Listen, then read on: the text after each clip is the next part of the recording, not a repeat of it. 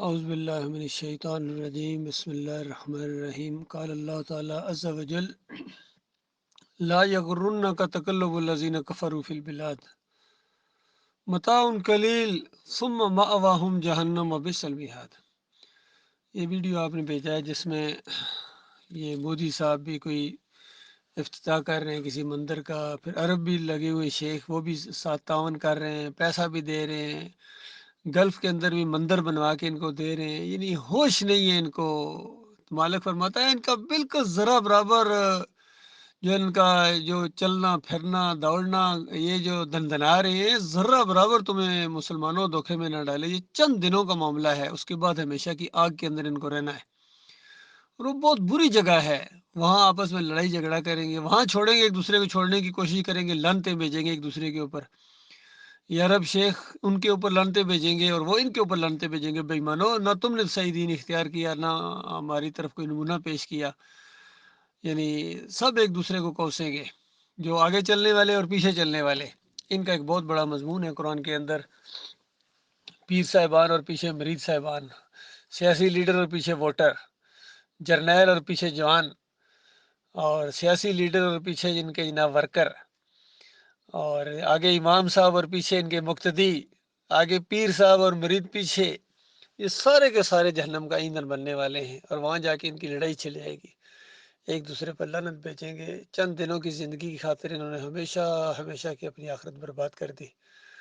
تو لہٰذا ہم کیا کر سکتے ہیں بھائی؟ ظاہری بات ایک دعوت ہی دے سکتے ہیں اور ان سے بیزاری کا اعلان کر سکتے ہیں، بالکل ان کے کانوں تک یہ بات پہنچے کہ ہمارا تم سے کوئی تعلق نہیں ہے، اس شرک سے کوئی تعلق نہیں ہے، اور جس نے شرک کو پروموٹ کیا ہے، جس نے اس کا آغاز کیا ہے، بالکل وہ ہمارے دشمن ہیں، ہم ان کے دشمن ہیں۔ آج مسلمانوں کے اندر یہ جو قبر پرستی آ گئی ہے، یہ خالص بت پرستی کی ایک نئی شکل ہے، اور یہ عرس کرتے ہیں، میلے کرتے ہیں۔ ہندو وہاں جا کے اپنے مہاراج کے سامنے جا کے ڈنڈوت کرتا ہے، اور یہ اپنے بابا کے سامنے جا کے سجدہ تعظیمی کرتا ہے۔ بتاؤ کیا فرق ہے؟ وہ وہاں پرشاد بانٹتا ہے اور یہ پرشاد نہیں کہتا ہے، عربی اور اردو کی اصطلاح استعمال کرے گا، یہ کہتا ہے نیاز لے کے آیا ہوں بابا جی کی۔ وہ وہاں پھیرے لگاتا ہے اور یہ پھیرے نہیں کہے گا، یہ کہے گا طواف کیا بابا کا۔ وہ وہاں بھجن گاتا ہے، اور یہ بھجن کیسے کہے گا؟ اگر یہ کہے میں بھجن سن کے آیا ہوں تو لوگ کہیں گے ہندو ہو گئے ہو، لیکن جیسا کہے گا کہ قوالی سن کے آیا ہوں تو جھوم اٹھیں گے سارے۔ تو اس طرح شیطان نے ان کے الفاظ بدلی کر کے ان کو قبر پرست بنا دیا، ان کو مشرک بنا دیا، ان کو کافر بنا دیا۔ تو اللہ کی کتاب ایسوں کو کافر کہتی ہے۔ کہیں فرمایا افحسب الذین کفروا ان یتخذوا عبادی من دونی اولیاء، کیا ان کافروں نے یہ گمان کیا ہے کہ مجھے چھوڑ کر میرے بندوں کو، ویسے تو جہاں من دون اللہ کا لفظ ہے انہوں نے کہا بتوں کو، اچھا تو یہاں کیا کہو گے؟ عبادی، کیا بت کا ترجمہ عبادی کا بت کیا جائے؟ مالک فرماتا میرے بندوں کو مجھے چھوڑ کر اپنا کارساز بنائیں، اپنا داتا دستگیر مشکل کشا اجت روا جولیاں بھرنے والا کھوٹی کھری کرنے والا، واسطے وسیلے رکوع اور سجدے بندوں میں ثابت کریں۔ اندازہ لگائیے، اور بندے بھی وہ جو نیک بندے ان کو اللہ کے ساتھ شریک ٹھہرانا اور بڑا جرم ہو جاتا ہے۔ اور یہ الزامات لگانا کہ انہوں نے بھی واسطہ وسیلہ دیا تھا، انہوں نے نظر و نیاز کی تھی، انہوں نے ایک دوسرے کو سجدے کیے تھے، اس طرح کی باتیں ثابت کرنے کی کوشش کرنا قرآن سے یہ جہالت کی انتہا ہے۔ تو ایسے سارے لوگوں کے لیے اللہ تعالیٰ کہتا ہے کہ مجھے چھوڑ کر میرے بندوں کو اپنا معبود ماننے والوں، ان کو رکوع اور سجدے ثابت کرنے والوں، پکاریں ثابت کرنے والوں، نظر و نیاز ثابت کرنے والوں۔ محمود الحسن صاحب کہتے ہیں کہ اللہ کے بندوں کو پکارنا، یہ مقبول بندوں کو پکارنا، یہ اللہ ہی کو پکارنا ہے۔ اندازہ لگائیے، خالق اور مخلوق کے فرق کو مٹا دیا ان ظالموں نے۔ شبیر احمد عثمانی نے اسی کو آگے بڑھایا، تقی عثمانی تک، یہ ساری لڑی جتنی آئی ہے، اشرف علی تھانوی گنگوئی، سارے کے سارے شرک کو تھپکی دیتے رہے۔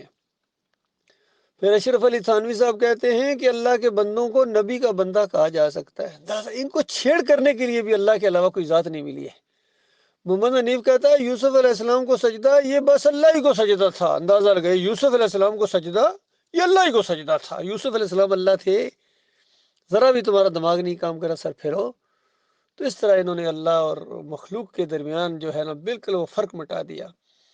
اسلام یہ ہے کہ اللہ کے علاوہ کوئی الہ نہیں ہے، کوئی معبود نہیں ہے، صرف ایک عرش والا ہے جس کی پکاریں ہیں، جس کی نظر و نیاز ہے، جس کے واسطے وسیلے ہیں، جس کے رکوع اور سجدے ہیں۔ باقی فرش زمین کے اوپر کوئی ایسا نہیں ہے جس کے سامنے ماتھا ٹیکا جائے، جس کے سامنے یعنی ففتائیں بیان کی جائیں، توکل اور بھروسہ کیا جائے، کوئی نہیں ہے۔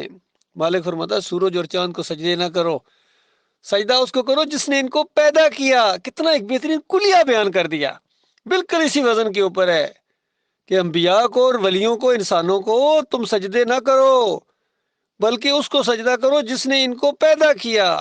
یہ ہے صحیح قرآن کا ایک مضمون ہے۔ باقی جن کے اندر دماغوں کے اندر ٹیڑھ ہو، دلوں میں مرض ہو شرک اور کفر کا، اس کے لیے اللہ تعالیٰ نے ایسی ایسی چیزیں رکھی ہوئی ہیں۔ جن کے دلوں میں مرض ہوتا ہے وہ پھر ان کے عجیب و غریب معنی پہنانے کی کوشش کرتے ہیں، پھر قرآن سے شرک ثابت کرنے کی کوشش کرتے۔ ہر دور کے مشرک نے یہی کیا ہے، اللہ پر الزام لگایا کہ کہتے تھے یہ ہمارے اللہ کے ہاں سفارشی ہیں، ہم ان کی جو پوجا پاٹ کرتے ہیں صرف اللہ کو خوش کرنے کے لیے کرتے ہیں۔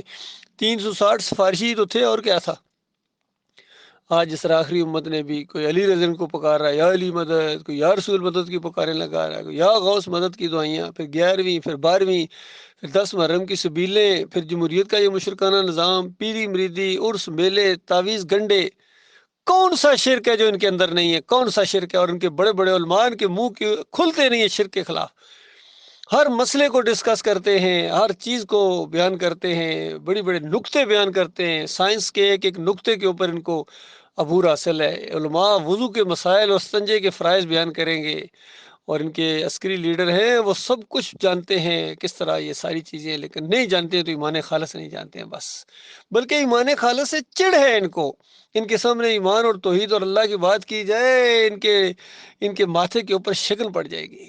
اور یہ انداز کے ایسی باتیں نہ کیا کرو، اس سے انتشار پیدا ہو۔ انتشار کیا ہے؟ اس سے خیر آئے گی، باقی انتشار تو پہلے، انتشار تو تم پھیلا چکے ہو۔ اب جب خیر کی بات کی جاتی ہے تو یہ بے ایمان کہتے ہیں اس سے انتشار پھیلے گا، انتشار تو پھیلا ہوا ہے، کہتے ہیں فساد برپا ہو جائے گا، فساد تو پھیلا ہوا ہے۔ یہ پرانا ہتھکنڈا ہے، اور فرعون نے یہاں تک کہہ دیا تھا کہ موسیٰ علیہ السلام کی، اگر موسیٰ کی بات مانو گے تو زمین پر فساد برپا ہو جائے گا، اندازہ لگائیے۔ اور کہتا ہے تمہارا مثالی طرز حکومت یہ توڑ دینا چاہتا ہے، وہ کہتا ہے مجھے فکر یہ تمہارے دین کو بدلی کر دے گا، اندازہ لگائیے۔ فرعون دینی روپ میں آیا تھا۔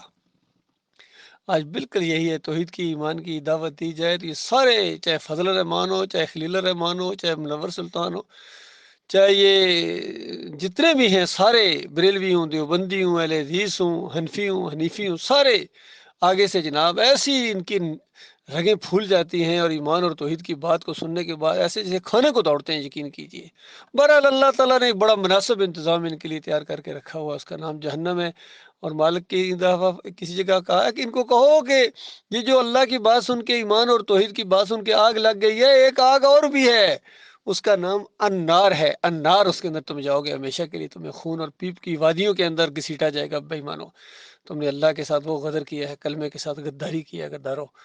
اس وجہ سے آج پوری زمین کے اوپر افراتفری ہے، لڑائیاں ہیں، جنگیں ہیں، مہنگائی، اور ہر چیز ان کے اوپر اللہ کے عذاب کے کوڑے برس رہے ہیں، رکنے کا نام نہیں لے رہا ہے، کیونکہ یہ شرک میں آگے بڑھتے جا رہے ہیں۔ جب تک یہ توبہ نہ کریں، اور توبہ استغفار اگر کر لیتے تو ان کا کیا جاتا۔ مالک فرماتا ہے وَلَوْ أَنَّ أَهْلَ الْقُرَىٰ آمَنُوا وَاتَّقَوْا لَفَتَحْنَا عَلَيْهِمْ بَرَكَاتٍ مِّنَ السَّمَاءِ وَالْأَرْضِ۔